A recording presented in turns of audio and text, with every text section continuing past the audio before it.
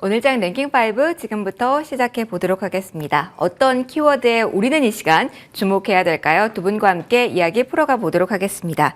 오늘은 비전경제연구소 김태성 이사, 주식회사 플래처 김덕후 대표 두 분과 함께 하겠습니다. 어서 오십시오. 네, 안녕하세요. 안녕하세요.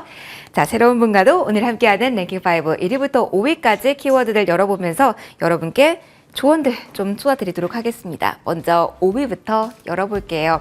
오늘 시장 상황과 함께 전반적으로 우리 반도체에 대한 관심 많으실 것 같아서 반도체에 대해서 이야기 먼저 시작해 보도록 하겠습니다.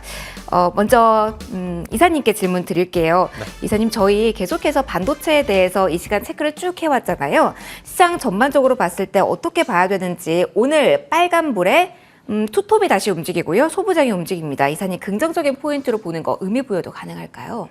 일단 뭐 삼성전자를 현재 위치에서 보다 긍정적으로 본다라기보다는 SK 하이닉스 위주로의 이제 이 포트폴리오 구성이 조금은 더 변동성적인 측면, 즉 수익률적인 측면에서는 조금은 더 유리하지 않을까라는 생각이 듭니다. 일단 올해 상반기에 결국 이제 반도체 IT가 집중이 됐었던 것은 사실 우리나라 기업들의 뭐 실적의 저점을 지나간다라는 뉴스보다도 엔비디아라든지 이제 마이크론에 대한 실적이 시장이 생각한 것보다 훨씬 더 좋게 나오면서 우리나라 기업들도 이끌어낸 거거든요. 근데 이제 문제는 뭐냐면 그들이 좋은 실적을 낸 것처럼 우리나라 기업들도 실적의 개선세를 보여줘야 됩니다.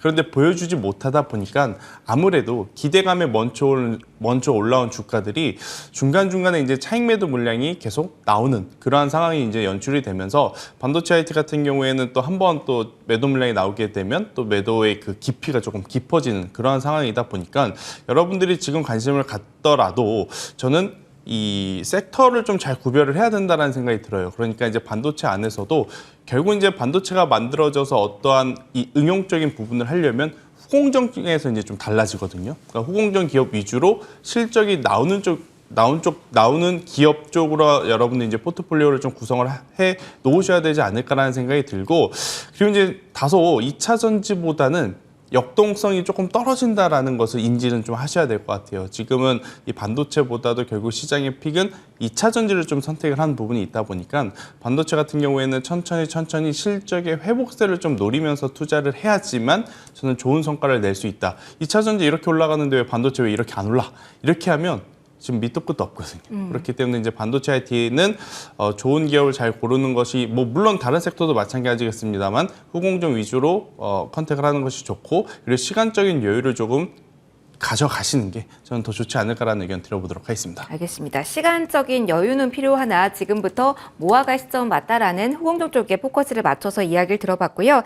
그리고 김덕후 대표님께도 이야기 좀 여쭤보면서 반도체에 대한 뷰 공유해 주시죠.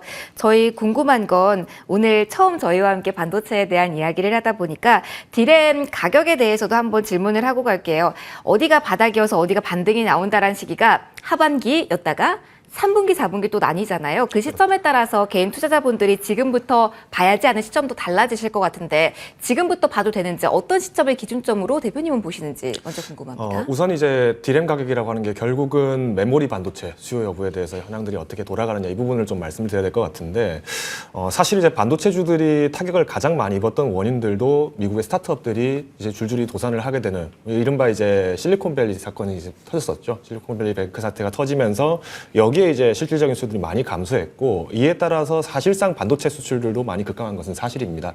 물론 이제 더 나아가서 이제 실질적인 대중무역 관련된 부분들에서도 무려 이제 30년 가까이 효자 업체였던 반도체 업종들도 마찬가지로 적자폭을 좀 늘려가고 있다는 부분이 크기 때문에 결국은 이제 반도체 수요 부분들이라고 한다면은 앞서서 이제 이사님께서 소개하신 것처럼 이 후공정 부분들이라는 부분들은 반드시 반영이 돼야 될 것 같고요. 조금 이 부분들을 좀 자세하게 보기 어렵다라고 하신다면은 기본적으로 시스템 반도체와 메모리 반도체 부분들을 좀 나눠서 보실 필요는 있습니다. 방금 앵커님께서 주신 질문은 아무래도 이제 메모리 반도체 부분인데 최근 들어서는 이제 메모리 반도체 부분보다는 오히려 시스템 반도체 부분들이 조금 더 강하게도 움직임을 보이고 있죠. 그러다 보니까 이제 SK 하이닉스라든가 이런 많은 종목들이 좀 소개가 됐었고요.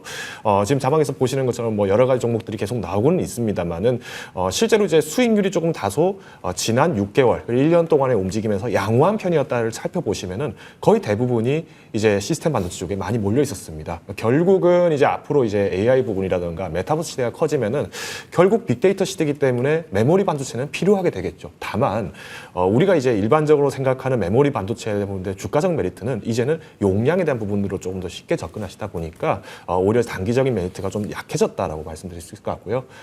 이제 강하게 좀 메모리 반도체 부분들이 좀 수요가 회복되려면은 우선은 이제 미국 경기가 과연 침체로 넘어갈 것이냐 아니면은 라이트하게 스치듯 넘어갈 것이냐가 중요한데 여전히 지금 연준에서는 경기 침체는 이제 어느 정도 마음을 조금 앉혀놓고 있는 건 사실이지만은 물가가 지금 떨어졌지만 이제 경기 둔화로 갔냐 여부를 또 주목을 하고 있죠. 그러다 보니까 메모리 반도체 가격이 단기간에 반등을 빠르게 한다. 이것 때문에 뭐 삼성전자를 사야 된다. 이렇게 보시기는 조금 어렵습니다. 오히려 직접적인 제품을 만들지 않는 팹리스 기업들을 좀 공략하시는 게 더 효력이 있지 않을까라고 좀 판단하고 있습니다. 국내에서도 팹리스 쪽으로 묶이는 기업들에 대해서도 관심을 가져도 된다로 대표님 보시는 걸까요? 네, 그렇죠. 아무래도 현재까지는 아직까지는 여전히 이제 PPI 즉 이제 생산 물가가 마찬가지로 굉장히 또 높기 때문에 실질적으로 설계 위주에서 수익성을 만들어내는 기업들을 좀 많이 공략을 하실 필요가 있다라고 판단을 하고 있습니다.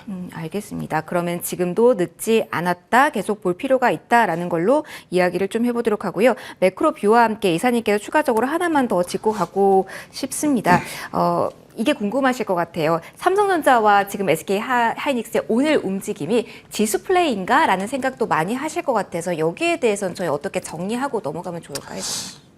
일단 뭐 이 두 기업은 지금은 지수 플레이다라고 좀 보셔야 될 것 같고요. 대신에 제가 이제 누차 말씀드리는 건 삼성전자, SK하이닉스가 여기서 뭐 2년 전, 1년 반 전에 그 폭발적인 상승세를 나타내기에는 현실적으로 불확실적인 요소 해소돼야 될 것들이 굉장히 많기 때문에 저는 이들에게 너무 수익률적인 부분을 집중을 하시기보다는 소부장 쪽에서 또 찾으셔야 될 것 같고요.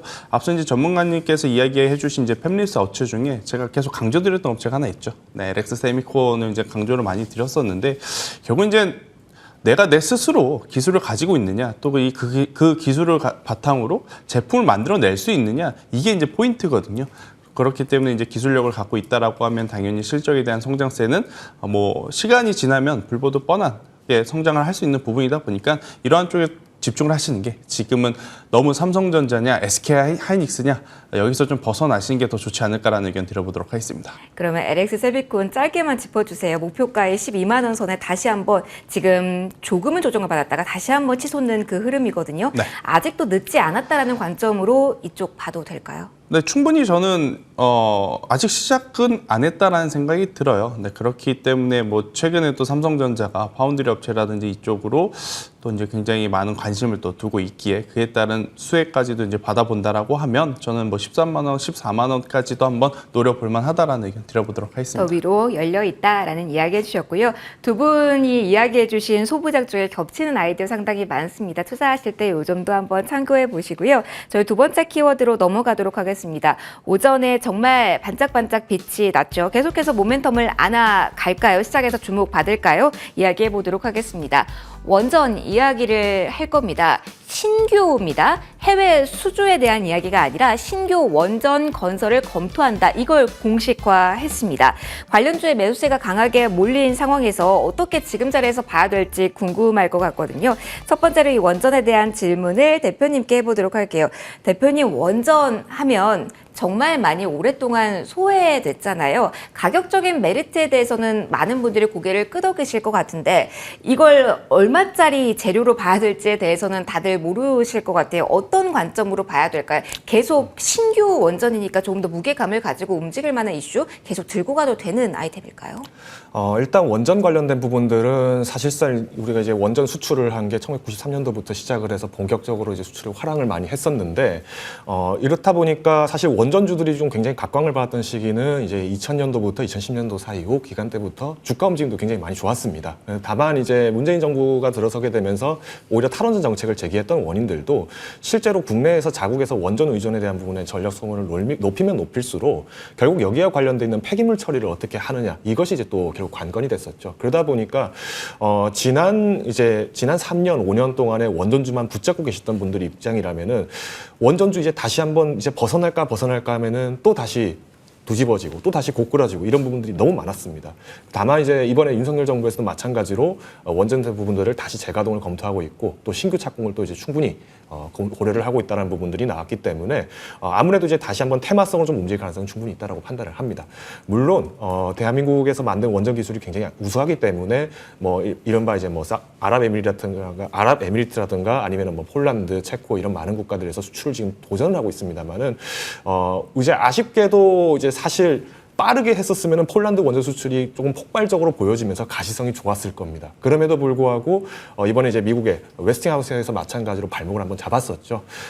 사실 원전도 마찬가지로 발전소다 보니까 사실 이 플랜트 사업을 한다는 것은 대규모 착공 사업이 필요합니다. 그만큼 어떤 수주하는 부분들의 수주액들이 크다 보니까 원전 기술에서의 원천 기술을 또 갖고 있었던 웨스팅하우스 같은 경우에도 사실 이 부분들을 기껏 우리가 한국에다 팔아놨는데 이거를 우리 거 쓰는 것 같은데 우리가 돈을 못 받으면 좀 억울하다. 그러다 보니까 뭐 지적재산권 침해다 이렇게 소송이 또 나온 건 있고요. 다만 이제 양국 정부에서는 마찬가지로 이 부분들을 좀 협의를 하고 있다라고 지금 주장을 하고 있는데 결국은 이제 원전주가 조금 더 우리나라 주식들이 좀 폭발적으로 가느냐 아니면은 가더라도 조금 더디게 가더라도 수익성을 좀 어느 정도 기대해 볼 수 있느냐 차이점은 결국은 우리가 지금 해외 수출하고 있는 기술이 한수원에서 결국 직접 만들어낸 자체 개발을 한 기술이냐 아니냐에 따라서 나오는 거지 수출 자체는 유효할 수 있다고 좀 판단을 하고 있습니다. 다만 이제 아까 말씀드린 것처럼 뉴딜 사업이다. 결국은 국가적 사업에서의 어떤 예산 확보라든가 이런 부분에서는 굉장히 필요한 수출 사업이기 때문에 결국 양국 정부에서는 어느 정도 이윤을 배분을 할 것이냐가 관건일 것 같고요. 이런 점 때문에 아마 윤석열 대통령도 지난번 방미를 했을 때 지적재산권에 대한 부분들을 강조했던 원인들도 만약 이것이 소송에서 한국 원전 기술이라는 게 인정이 되면은 더 이상 미국 관여하지 말아라는 어떤 차단책도 되기 때문에 이 부분들이 조금 빠르게 협의가 됐냐고가 관건일 것 같습니다. 일각에서는 웨스팅하우스와 소송 해결 협상 좀 빨라질 것이다라는 이야기도 나오는데 원전 수출의 걸림돌이 제거되는지 그에 대한 이슈도 좀 잘 살펴봐야 된다라는 조언이었습니다. 그러면 김태성 이사님께도 원전에 대한 이야기 좀 들어보도록 하겠습니다. 정책 모멘텀 저희 여러 번 이야기를 해봤잖아요. 네. 그런데 이번에는 원전입니다. 신규 국내 이슈이기 때문에 다른 시각을 가져야 되는 건지도 궁금하고요. 네. 사이즈가 작은 종목 중심으로 탄력성이 좋기 때문에 이쪽을 봐야 됩니까? 아니면 정면 돌파, 두산 에너빌리티 중심으로 봐야 되는지도 궁금하네요. 다 보면 좋겠지만 금액이 또 한정적이니까. 그렇죠. 선택과 집중을 해야 되나 기업을 싶어요. 좀 잘 고르셔야 될 것 같은데 일단은 저는 원전 같은 경우에는 항상 강조드렸던 게 우리가 알고 있던 뉴스 외에 새로운 뉴스가 나와야 한 번 더 올라갈 수 있다는 이야기를 좀 자주 드렸었거든요.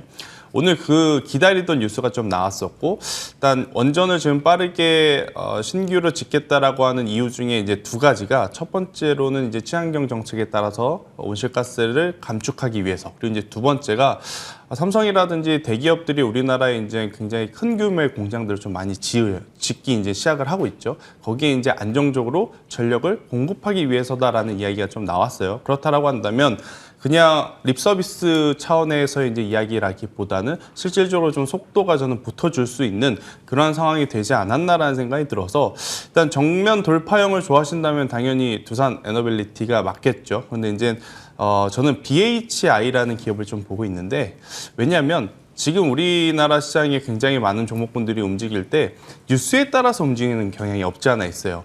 BHI 같은 경우에는 오늘 원전 뉴스하고도 좀 연결이 될 수 있고 또 이제 폴란드 순방 뉴스에도 또 이제 같이 움직일 수 있는 그러한 좀 모멘텀을 가지고 있기 때문에 만약 보신다라고 한다면 일단은 이번 주 그리고 다음 주까지는 저는 BHI라는 기업이 조금은 더 수익률적으로는 유리하지 않을까라는 생각이 들어서 선택과 집중을 하시는 분들은 저는 BHI에 한 표를 한번 던져보도록 하겠습니다. 마침 폴란드 추가 수주 기대감에 대해서 질문을 드리려고 했는데 언급을 주셨어요. 앞서 원전은 뉴스가 나와야 움직인다라고 이야기해 주셨잖아요. 네. 그러면은 보유자분들은요. 지금 신규 원전 건설한다고 했으니까 구체화되면서 이야기가 계속 나오겠죠. 그리고 폴란드 모멘텀도 있고요. 그럼 역시 홀딩 메시지 주실까요? 일단은 원전 같은 경우에는 발주 받고 시공한다 그래서 뭐 아파트처럼 혹은 자동차처럼 내년에 뭐 당장 완료가 되는 것은 아니에요. 굉장히 이제 긴 기간 동안 이제 여러 가지 이야기들이 나올 것이고 또 이제 그로 인해서 뭐 주가의 변동성도 물론 있겠습니다만 일단 시작을 하려고 하는 그 뉘앙스만 풍기더라도 지금 주가는 그동안에 올라오지 못했다라는 이슈와 함께 한 번 더 저는 상승할 가능성이 높다 생각이 들어서 보유하고 계신 분들은 저는 그대로 유지를 하시는 게 맞다라는 생각이 들고, 신규 매수를 하고자 하시는 분들은 오해 없으시게 이제 잘 들으셔야 될 게, 포트에 신재생 에너지가 없다면, 그러니까 풍력도 없고 태양광도 없고, 그렇다면 저는 원전 쪽을 현재 구간에서 한번 단기적으로 공략을 해봐도 괜찮다라는 생각이 들고, 근데 만약에 포트에 저 CS 윈드 있는데요, 네. 혹은 CS 베어링 있는데요, 저 하나 솔루션 있는데, 그러신 분들은 일단 구테어 원전까지 포트에 포함 안 하시는 게 훨씬 더 낫지 않을까라는 의견 한번 드려보도록 하겠습니다. 그러나 신재생 중에서 지금 신규로 담는다면 메리트가 원전 쪽이 있다.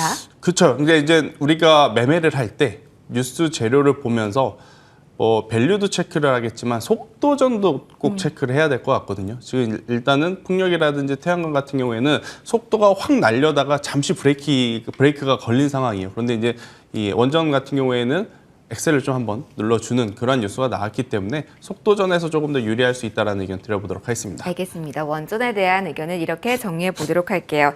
이어서 3위로 넘어가도록 하겠습니다. 2차 전지에 대한 이야기를 해볼 겁니다. 비싸도 간다. 정말 시장이 여기만 보고 있는 것 같습니다. 상승 탄력 어디까지 저희가 봐야 되는지, 이건 예측의 영역이라고 보기에는 정말 어렵습니다만, 그래도 지금 이 시장 어떻게 봐야 되는지 궁금하실 것 같아서 질문을 드려볼게요. 전반적인 분위기 먼저 김덕호 대표님께 들어볼게요. 대표님, 지금 어제는 에코프로에 대한 이야기, 그리고 오늘 금양에 대한 이야기 많이 나오고요. 연속적으로 올라주는 장비주도 빼놓을 수가 없습니다. 지금 상황에서 본다면 시장이 2차 전지를 바라본다. 계속 이러한 흐름 당분간 이어진다라는 관점으로 투자자분들 여기에 머무르셔야 된다라는 조언 주실까요? 일단은 2차 전지라는 부분만 보시기보다는요, 자동차 산업을 좀 더 보시는 게 좋을 것 같습니다. 사실 이제 자동차 부분들에 대한 부분들은 이미 팬데믹이 시작되면서 굉장히 충격이 많이 컸습니다. 실제로 2021년도가 들어서기 시작하면서 오히려 차량용 반도체 부족 현상이 나타났죠. 그러다 보니까 차량 인도분이 굉장히 늦게 되고, 그러다 보니까 다시 이제 대형 기업들이 또 중고차 시장을 또 석점을 하기 시작하고, 이런 부분들이 자연스럽게 나타난 건데, 지금 이번 6월에 수출 현황을 보신 분들은 아시겠지만은, KDI에서 발표를 했던 자료를 보시면 아시겠지만은 6월에 자동차 수출이 굉장히 양호하게 나왔습니다. 사실상 조선하고 자동차가 굉장히 반도체 부분들을 만회한다 할 정도로 굉장히 높은 수출을 좀 만들었다고 볼 수도 있을 것 같은데, 다만 우리가 이제 전기차 부분들을 계속 강조하는 원인들은 여러 가지 원인들이 있습니다. 물론 이제 친환경 관련된 부분도 당연히 영향은 있을 것이고요. 여기에 더 나가서 우리가 일반적으로 화학차라든가 우리가 석유 에너지로 가는 사들 같은 경우, 내연기관 같은 경우에는 이미 지금 어느 정도 이제 바뀌어가고 있죠. 트렌드가 바뀌어가고 있다 보니까 이 패러다임에 따라서 관련주들이 좀 같이 끌어올려가는 경우가 좀 많습니다. 물론 우리가 이제 2차 전지라고 하면은 많은 분들이 뭐 SDI냐 에코프로비엠이냐 이런 종목들도 굉장히 많이 말씀을 하셨지만은, 이미 이제 주가가 반영된 부분도 어느 정도 있는 종목은 반드시 존재를 합니다. 그럼에도 왜 계속 주가는 계속 가느냐? 지금 시장에서는 아무래도 증시가 최근에 장세가 그렇게 좋지 못했습니다. 그리고 무엇보다도 6월의 수출 물량에서 자동차 관련된 부분들이 굉장히 크다 보니까 이제는 앞으로 2차 전지도 더 잘 되지 않을까? 지금 기아 현대에서도 마찬가지로 전기차들 많이 팔고 있으니까 잘 되지 않을까라는 부분들이 좀 더 괄목상대할 만한 부분이 있다 보니까 집중이 됐다고 좀 볼 수 있을 것 같고요. 꼭 2차 전지 부분만 보실 필요는 없을 것 같습니다. 뭐 자동차 안에 있는 가구라고 표현을 하죠. 우리 서현이와 같은 종목들도 보시면은 실제로 뭐 의자라든가 뭐 이런 부분들까지도 만드는 회사들도 실적들이 지금 계속 기대감에 올라가고 있습니다. 그렇기 때문에 단기적으로 추격해서 내가 무리하게 올라간다라고 보시기에는 조금 조심스러울 필요가 있다라고 보고요. 반면에 실적 부분들을 계속 추정하시기 때문에 지금 구간에서 조금 피곤하실 수 있습니다. 그래서 공격적으로 접근을 하시기보다는 아무래도 현재 시장에서는 2차 전지 쪽으로 너무 괄목하게 하고 있다. 그래서 차익 매물에 대한 부분들을 좀 조심하시자 말씀드리겠습니다. 하지만 근 틀에서는 전기차 요 키워드는 주목해보자라는 코멘트 함께 주셨습니다. 추가적으로 금양 쪽 이야기 이사님과 좀 해보고 싶습니다. 사실 오늘 장에서는 금양에 대한 이야기를 정말 많이들 하셨을 텐데 이게 궁금해요. 금양하면 사실 리튬 관련주로 엮여서 많이 갔던 종목이잖아요. 그런데 오늘 보면은 리튬 관련주로 묶었던 종목이 다 가는 게 아니라 에코프로 금양 같은 경우 이렇게 급등세가 나오는 건 최근에 2차 전지 ETF 많이 나왔는데 그 영향이 강한 건지, 그러니까 수급 논리가 강한지, 아니면 계속 리튬 키워드 끌고 가서 이렇게 오르는 건지 모르겠거든요. 어떻게 설명 받아볼 수 있을까요? 일단 산업 기준으로 보면 참 2차 전지는 조심스럽습니다. 그래도 맞아요. 이제 개인적인 이야기를 다 해보면 리튬 그리고 이제 그 중에서 순화 리튬 같은 경우에는 지금 이 공급이 수요를 못 따라가요. 그러다 보니까 가격이 올라간다라고 좀 보시면 될 것 같고, 그래서 이제 광물 기업들이 올해 이제 굉장히 또 강한 시세를 내고 있는 상황. 근데 지금 내일 에코프로 그룹주가 실적 발표를 앞두고 있죠. 잠정 실적이 분기점 역할을 할까요? 뭐 분기점 역할이라기보다는 내일 실적 발표를 좀 앞두고 있다 보니까 저는 이런 투심도 있다 생각이 들어요. 일단 에코프로는 내일을 보고 결정을 하자. 그러면 이 자금인? 이 자금이 이제 금양 쪽으로 조금 더 넘어가면서 조금 더 이제 이 트레이딩적인 이 매수세가 좀 들어온 게 아닌가라는 저는 개인적인 또 생각도 지금 하고 있는 그런 상황이라서 일단 보유하고 얼마에 이제 보유하고 계시냐에 따라서 사실 매매 전략이 좀 달라질 수밖에 없을 것 같아요. 뭐 저 밑 가격에 이제 가지고 계신 분들은 오르나 내리나 크게 상관없이 그냥 쭉 가져가셔야 되는 지금 상황인 게 맞고, 대신에 이제 윗가격대에서 좀 이제 최근에 이제 매수하신 분들 같은 경우에는 이게 이제 좋다라고 하는데 손절가를 걸고 가야 되는 것이냐, 아니면 밀릴 때마다 이제 추가 매수를 해서 가져가야 되느냐, 저는 이 고민이 좀 가장 많을 것 같은데, 저는 뭐 구태여 뭐 공격적으로 지금 뭔가 비중을 확 태우기보다는 이미 시세가 낮기 때문에 지금은 보유자 영역으로 보시는 게 맞지 않을까라는 생각이 들고 있고요. 만약 내일이라든지 내일 모레 뭐 흔들림이 나온다라고 한다면 그때 조정을 이용해서 저는 단기적으로 투자를 하는 게 조금 더 유리하다. 근데 이제 이것은 지금 이제 기존에 포트에 없으신 분들, 그러니까 신규로 공략하시는 분들을 위한 이야기이고, 조금 이제 낮은 가격에 사신 분들은 크게 흔들릴 필요는 없지 않다라는 의견을 한번 드려보도록 하겠습니다. 알겠습니다. 2차 전지가 정말 요즘은 까다롭습니다. 그렇기 때문에 조심스럽게 이야기를 해드렸는데요. 여러 가지 관점에서 보셔야 될 것 같습니다. 무엇보다도 내일 에코프로 그룹주의 잠정 실적 발표되니까요. 나오면 저희가 한번 랭킹5에서 다시 한번 리뷰와 함께 그 위치에 점검해 드리도록 하겠습니다. 계속해서 2위 보겠습니다. 오늘도 이쪽 이야기를 해보도록 할게요. 어제 많이 흔들렸습니다. 하이브 중심으로 많이 흔들렸죠. 그런데 오늘은 다시 오릅니다. 결국은 실적일까요? 엔터주에 대한 이야기 해보도록 하겠습니다. 물론 하이브의 반등 탄력은 좀 약하긴 한데요. SM 중심으로 움직입니다. 대표님께 엔터주에 대한 뷰 들어보고 싶습니다. 이렇게나 강합니다. SM 중심으로 올라오는데 뭐 증권사 호평도 있고 끌어당기면 재료는 많습니다만 어떻게 해석을 해봐야 될까요? 오늘 엔터주의 강세 배경 그리고 특징적인 부분들 그리고 아직도 늦지 않았다는 시각으로 엔터주 볼 수 있는지까지 궁금합니다. 굉장히 좀 간단하게 좀 설명을 드리겠습니다. 사실 이제 엔터주라고 하면은 많은 분들이 이제 팬덤에 따라서 이제 주가가 만들어진다고 할 정도로 실제 공연 여부라든가 이런 부분들이 굉장히 반영이 많이 됐습니다. 반면에 이제 SM뿐만 아니라 뭐 하이브라든가 JYP엔트라든가 많은 엔터주들이 왜 그러면은 팬데믹 때 폭발적으로 성장하다가 갑자기 21년, 22년, 23년 갈 때 이 기간 동안에는 또 다시 침체가 또 왔느냐 이렇게 말씀을 하시거든요.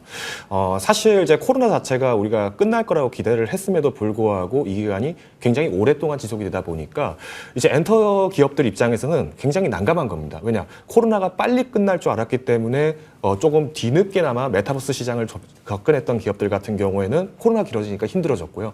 또 뒤늦게 또 추격을 하다 보니까 이제는 코로나 정책이 이제 아예 그냥 의미가 없어졌네. 이제 제로 코로나가 됐구나 하다 보니까 들어간 비용은 비용대로 또 이익이 많이 줄 수밖에 없습니다.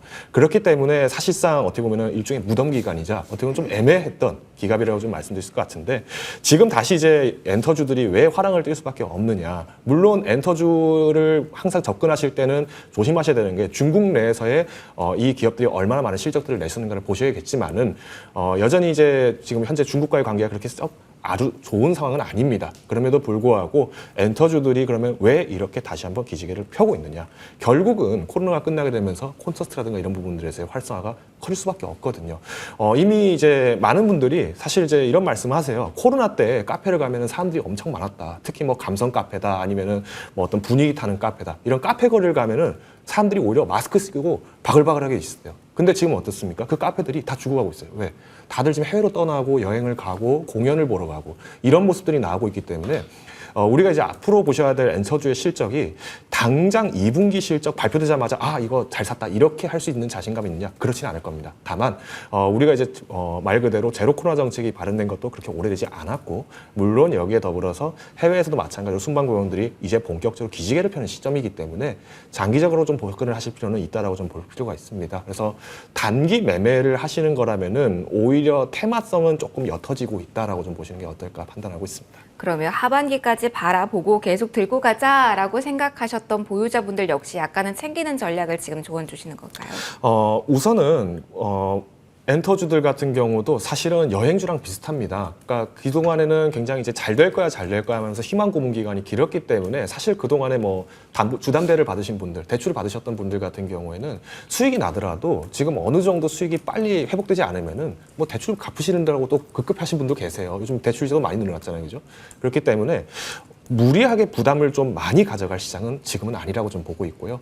오히려 지금 앞으로의 어떤 미국의 경제 방향에 따라서 영향을 받게 되면은 결국 소비 문화도 흔들립니다. 그래서 지금은 비중을 어느 정도 조절하는 시기다 정도만 말씀드리겠습니다. 알겠습니다. 꼼꼼한 조언까지 받아봤고요. 저희 이제 1위로 넘어가서 마지막 키워드 점검 받아보도록 하겠습니다. 오랜만에 잡아보는 키워드입니다. 게임입니다. 언제나 하반기 신작 기대감 키워드로 걸고 저희가 질문을 드리는 것 같은데요. 또 드려보도록 할게요. 이사님, 저희 게임주 좀 점검해 주세요. 오늘 시장 부진했다가 조용했던 종목에서 지금 빨간불 들어온 게 많거든요. 그래서 오늘 게임주의 빨간불을 어떻게 봐야 되는 건지, 긍정적인 신호라고도 볼 수 있는지 일단은 궁금해요. 게임주 추세까지 조금 회복될 수 있을까요? 아니면은 오늘 일시적으로 봐야 될까요? 몇 기업 빼고는 네. 아직 게임주에게는 시간이 조금 더 필요할 것 같습니다. 사실 지금은 가격적인 메리트가 좀 많이 부각이 됐다라 그래서 저점에 있는 종목분들이 반등을 해준 것일 뿐이지 뭐 게임주에 그렇다 할 좋은 이슈가 있는 그러한 상황이 아니다 보니까 기업별로 좀 다르겠죠. 그러니까 신작 출시를 좀 앞두고 있는 기업들은 계속해서 조금 관심권역에 두고 보실 분들은 보시되 그렇지 못한 기업은 지금은 게임주의 매력도가 굉장히 떨어질 수밖에 없다라는 생각이 들어요. 특히나 여름은 게임주들에게 성수기가 아닌 비수기다라고 좀 말씀드릴 수 있을 것 같습니다. 아무래도 이제 많은 분들이 또 여행을 또 많이 가시다 보니까 게임을 또 하시는 분들이 상대적으로 적을 수밖에 없는 그런 상황이 아닌가라는 생각이 저는 들고 있고 지금 또 게임주들의 가장 큰 단점이 뭐냐면 신작이 출시가 안 된다면 아무래도 이 실적에 대한 기대치가 계속해서 늘어나기보다는 줄어들 수밖에 없는 그러한 상황이 아닌가라는 생각이 듭니다. 그래서 게임주 같은 경우에는 뭐 펄어비스가 그나마 지금 시세 탄력이 좀 살아있는 기업 중에 하나이긴 합니다만 이 기업도 아직까지는 이 검은 사막이라든지 붉은 사막이 진짜로 빠른 시일 내에 나올 것인지 아직 장담을 못 하거든요. 그래서 이제 게임주 같은 경우에는 정말로 이제 신작 일정이 좀 스케줄링대로 나오는 기업 위주로 보는 것 아닌 이상 아직까지는 그렇게 메리트는, 그러니까 매력도는 크게 있지 않다라는 의견을 조심스럽게 드려보도록 하겠습니다. 알겠습니다. 조금 더 기다림의 시간이 필요한 구간이다. 신작에 대해서 조금 더 뚜렷한 모멘텀과 투자 심리 개선이 있으면 그때 한번 또 이야기를 해보도록 하죠. 저희 이렇게 1위부터 5위까지 키워드 설정해서 이야기 들어봤습니다. 이제 벌써 시간에 두 분의 원픽 들어봐야 될 시간인데요. 김재석 이사님의 원픽 먼저 질문 드리도록 하겠습니다. 일단 오늘 시장 분위기 좋습니다. 어떤 포인트로 공략할 종목 있을까요? 일단은 제가 지난주도 그렇고 오늘도 그렇고 조금 무거운 섹터에서 가지고 나왔어요. 그러니까 지난주에는 이제 두산 밥켓을 좀 말씀드렸고 오늘은 삼성 엔지니어링을 좀 말씀을 드리는데 건설주가 우리나라 지금 시장에서는 굉장히 외면받고 있습니다. GS 사태가 있고 실적에 대한 부담도 있고 그런데 이제 제가 보는 것은 국내에서 이제 매출 비중을 많이 가지고 있는 기업들보다 결국 이제 해외에서 이제 매출 비중을 좀 많이 가지고 있는 삼성 엔지니어링은 그래도 다르다라는 것을 한번 여러분들이 꼭 체크를 하셔야 되지 않을까 싶고요. 크게 이제 사업부가 비화공과 화공이 있는데 화공은 이제 해외 매출을 이제 주로 다룬다라고 보시면 될 것 같고 비화공은 계열사 물량들이 이제 거의 다 차지하고 있는데 지금 아무래도 이제 계열사들이 계속해서 신규 공장에 대한 투자라든지 증설을 하고 있기에 탄탄한 이 실적을 또 바탕을 대줄 수 있는 그러한 분위기가 연출이 되고 있고요. 아시다시피 지금 해외에서 이제 삼성 엔지니어링의 이제 신규 수주는요 계속해서 지금 쌓여가고 있는 상황이다라고 좀 보시면 될 것 같습니다. 특히나 건설업이 계속해서 이제 안 좋았던 이유 중에 큰 이유가 원자재 가격이 작년에 많이 올랐지 않습니까? 하지만 이제 이 부분이 하향 안정화되어 있기에 저는 그래도 올해는 그에 따른 기저효과로 인해서 실적에 대한 기대치를 조금 더 높게 잡아볼 수 있지 않나라는 생각이 들고 있고요. 현재 구간에서 손절가는 굉장히 좀 짧게 잡아드리겠습니다. 이게 이제 기업이 움직임이 굉장히 둔해요. 그래서 27,000원 밑으로 내려가게 되면 또 오랜 기간 여러분들이 마음고생하실 수 있을 것 같아서 27,000원 손절가 드려보도록 하겠고요. 만약에 상승을 한다면 저는 42,000원까지의 목표가를 제시드려보도록 하겠습니다. 지난주에 주셨던 두산 밥켓의 AS도 짧게 요청드려볼게요. 무거운 종목이지만 그래도 기관이 16거래 연속 매수해주고 있고요. 다시 한번 고점 향해 달려가고 있거든요. 분위기 계속 끌고 목표가까지 홀딩일까요? 아니면 수정이 있을까요? 이 정도 올라왔으면 이제 또 6월 10일 기록했던 고점을 돌파한다라고 저는 봐야 될 것 같아요. 그래서 충분히 이제 7만 원 그 이상 7만 5천 원까지 보셔도 괜찮다라는 의견 드려보도록 하겠습니다. 알겠습니다. 이렇게 AS까지 받아봤고요. 마지막으로 김도표 대표님의 원픽도 들어보도록 하겠습니다. 대표님 오늘 어떤 종목 골라주셨을까요? 최근에 이제 반도체, 전해드리겠습니다. 2차 전지 관련된 부분들 계속 이제 말씀이 나왔는데, 그래서 이제 관련 종목들을 한번 쭉 살펴보신 분들은 아시겠지만은, 뭐 2차 전지 관련된 부분들에서 뭐 부품주다, 장비주다, 뭐 아니면은 뭐 관련된 종목이다, 실제로 완제품 종목이다 이렇게 많이 나왔습니다. 제가 오늘 좀 소개드릴 종목은 좀 특이할 수도 있는데요. 대보마그네틱 좀 말씀드릴게요. 실제로 대보마그네틱 같은 경우에는 전자석 탈철기 관련된 기업으로 세계 점유율이 굉장히 높은 기업이죠. 전 세계에서 약 70% 정도 이렇게 차지를 하고 있는데, 우리가 이제 탈철기라고 하면은 좀 쉽게 설명드리겠습니다. 옛날에 고춧가루에 뭐 철가루 넣어가지고 팔았다 이런 얘기들을 했잖아요. 그걸 고를 때도 마찬가지로 이 탈철기들이 들어가는데, 실제 이 탈철기들이 지금 굉장히 이제 리튬 배터리라든가 이런 걸 불순물 제거할 때는 반드시 필요할 수밖에 없습니다. 오히려 지금 이제 폐배터리 관련주다, 뭐 배터리 관련주다 이런 부분이 갈 때 상대적으로 좀 주가가 못 갔던, 그리고 실제 좀 양호한 편에 있는 종목들을 좀 섭정하시는 게 좋지 않을까 판단하고 있고요.